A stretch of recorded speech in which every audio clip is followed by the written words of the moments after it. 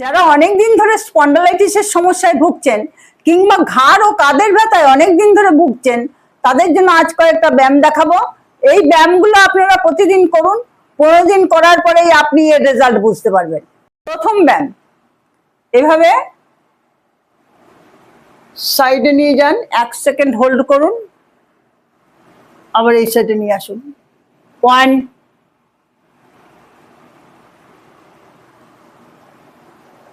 2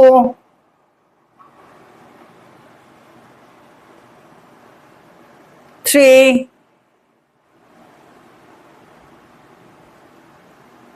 4 5 6 এভাবে 10 বার করুন। 2 সেট ব্যায়াম করুন। পরের ব্যায়াম, যতটা সম্ভব মাথাটা পেছনে এরকম ভাবে নিয়ে যান, বুঝতে পারবেন ঘাড়ে প্রেসার পড়ছে। 1 2 3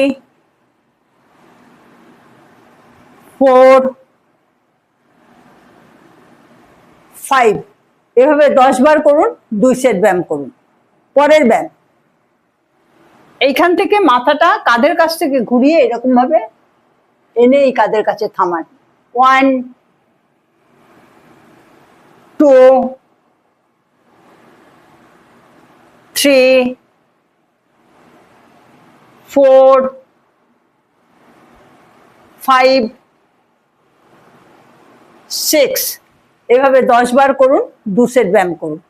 পরের ব্যায়াম, এভাবে মাথাটাকে এই কাঁধের কাছে এ সাইড এবং ওই সাইড অপোজিট সাইডে করুন। 1 2 3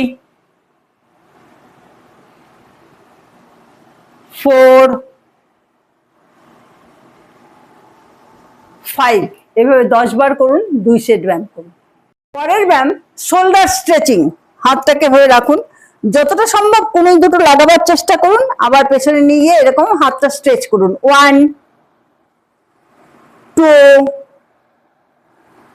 3 নিজেই বুঝতে পারবেন কতখানি প্রেসার পড়ছে। 4 5 6 এভাবে 10 বার করুন। 2 সেট ব্যায়াম করুন। পরের ব্যায়াম, 1 2 3 4 5 6 এভাবে 10 বার করুন। 2 সেট ব্যায়াম করুন। পরের ব্যায়াম, শোল্ডার রোলিং। 1 2 3